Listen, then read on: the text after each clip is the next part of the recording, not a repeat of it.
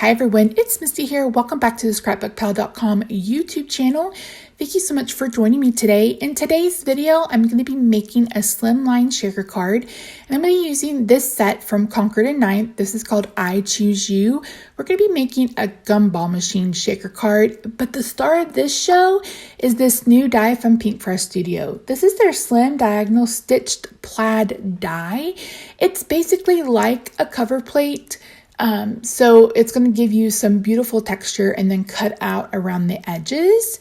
So I did some die cutting ahead of time. I've already chosen my stamp that I'm going to use, and I've made my little shaker mix with just some things that I had in my stash. I had some hearts, some gems, and some seed beads. So this is the die. It measures 3 5/8 by 8 5/8 because Pinkfresh Studio sized it to fit a card that measures 3 7/8 by 8 7/8.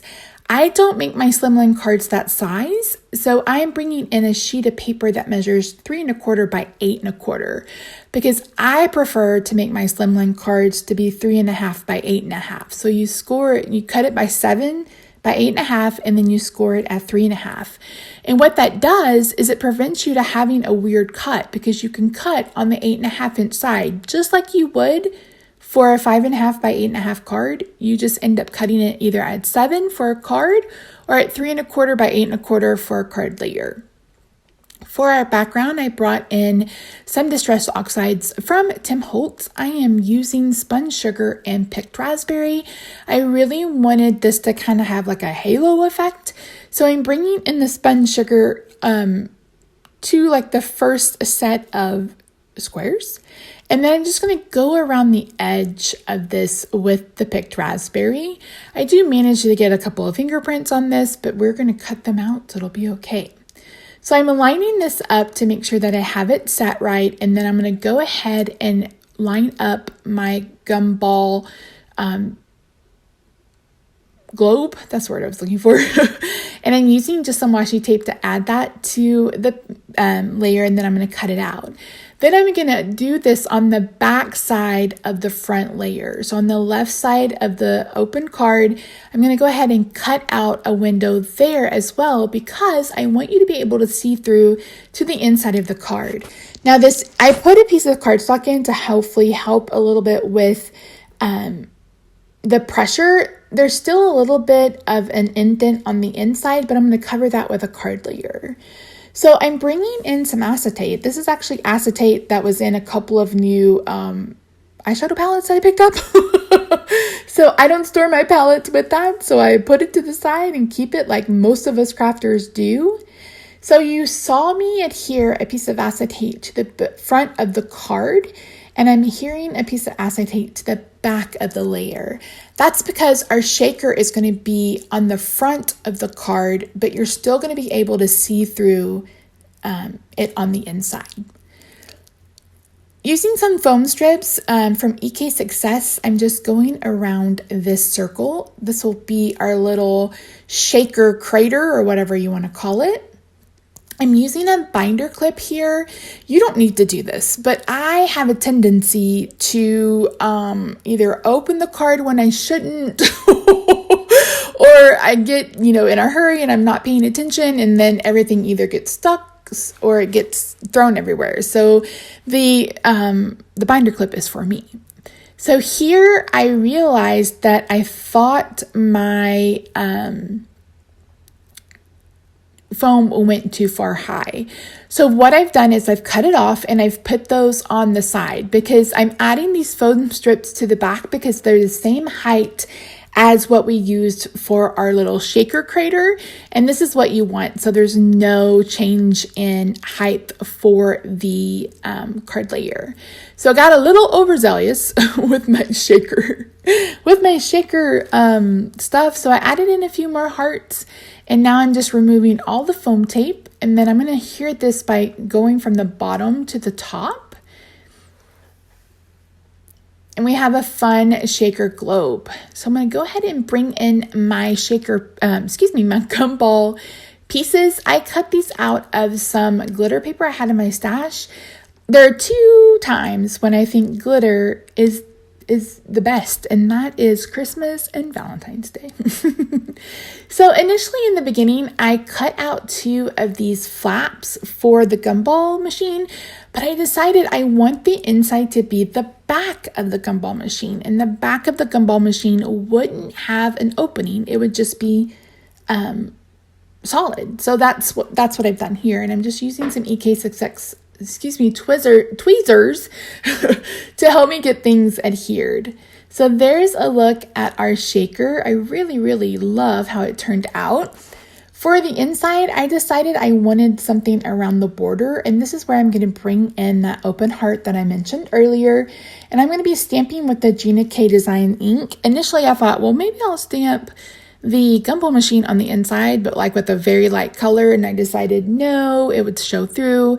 So I brought in this heart, and I did just a few around the corner. Around the border, not around the corners, Misty. And you can see that third heart on the left, I kind of screwed it up. I just brought in a Copic friendly ink and added it. So for the I Choose You, I am actually stamping the outline because I'm going to end up coloring it in with Copics. So I'm going to color and there's the pen work. So I'm going to color this with RV 14, 23, and 21.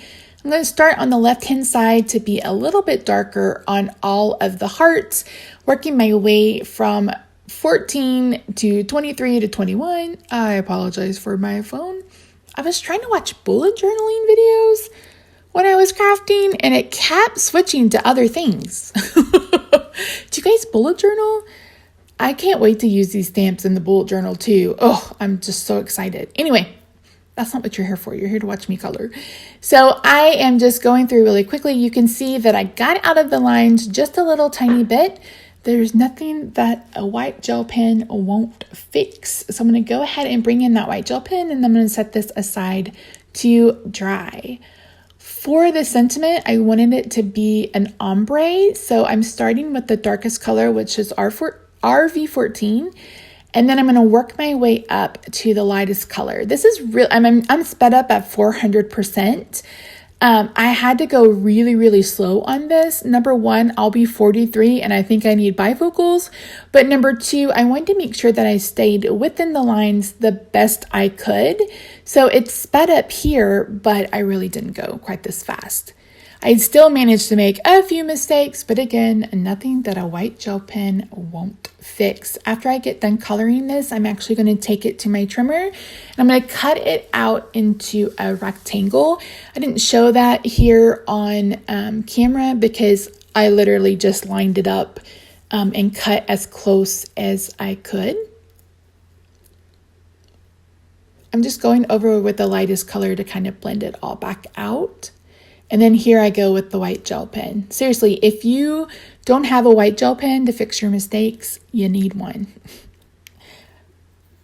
So after cutting out the sentiment, I went ahead and brought in these, these pop squares from Scrapbook Adhesives. And then I'm going to go ahead and bring in my layer for the inside of the card. I left a lot of room to write a message. This is a card that you'll either want to hand cancel or add extra postage to. This is actually going to be my husband's card for Valentine's Day. So yeah, I decided that I wanted it to look like some of the hearts had fallen out. So I brought in the liquid glue. I'm using the Tombow Mono XL liquid glue, if I forgot to mention that. And I'm just using a pickup stick to put those down onto the card. Again, these are just some hearts I had in my stash. Actually, a subscriber on my channel sent them to me, so I really loved using them. I'm not sure where they came from, but I think all of us have probably a pile of things that we can put in shaker cards. Shaker cards are so much fun to make. I know they can be really intimidating, but they're really not. You just have to take your time and make sure that you have some good acetate and go from there. I'm just counting to make sure that I have an odd number. So I had to add a couple of more to the bottom of the card. And that's it. Thank you guys so much for joining me today. I hope you love this new stitch die as much as I do. Definitely be using it more in the future. And there's a look at our gumball machine. And then again, you can see through to the front.